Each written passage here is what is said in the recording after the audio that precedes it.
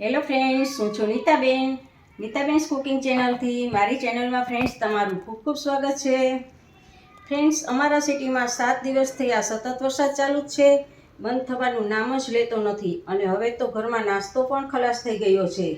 બહાર નીકળાતું પણ નથી, તો મૂંઝાવાની બિલકુલ જરૂર નથી.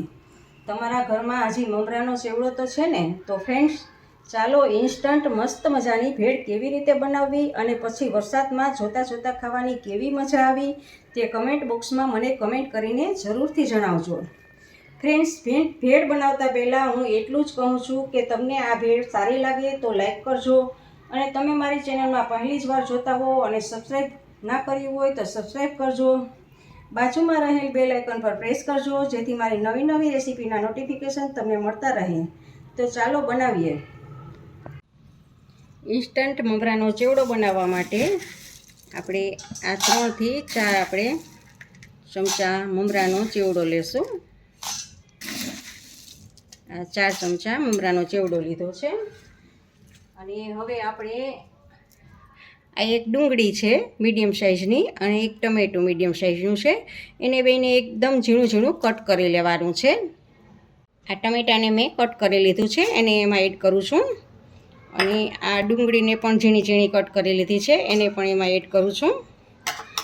અને આ અડધી વાટકી ઝીણી સેવ છે, એને એમાં એડ કરશું આપણે. અને પછી આપણે આ અડધું લીંબુ છે એને નીચોવવાનું છે.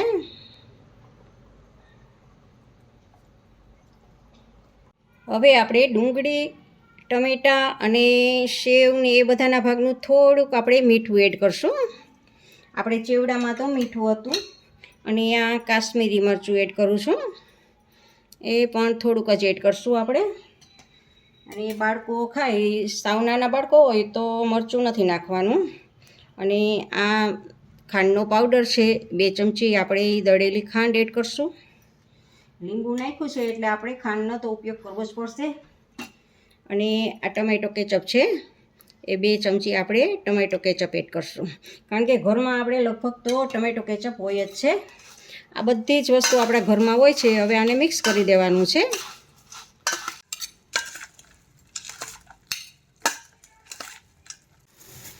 હવે આપણે સેવને ઉપરથી થોડુંક ગાર્નિશિંગ કરશું.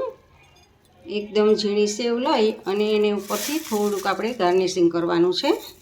અને આપણે ટોમેટો કેચઅપ આપણે એડ કરશું. તાત્કાલિક તો આપણી પાસે આંબલીની ચટણી નથી, તો ટોમેટો કેચઅપ કરશું. અને લીલા ધાણા હોય તો પણ સતત તમારે 7 દિવસથી આ વરસાદ વરસતો હોય તો લીલા ધાણા તો ક્યાંથી હોય, નહીંતર લીલા ધાણા હોય તો લીલા ધાણા પણ આપણે ગાર્નિશિંગ કરવાના છે આની ઉપર.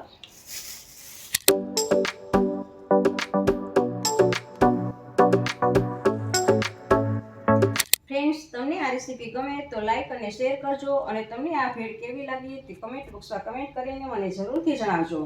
ઇન્સ્ટાગ્રામમાં મારા પેજને ફોલો કરજો, મેં નીચે લિંક આપેલી છે. આવજો, બાય. ફરી મળીએ નવી રેસીપી સાથે.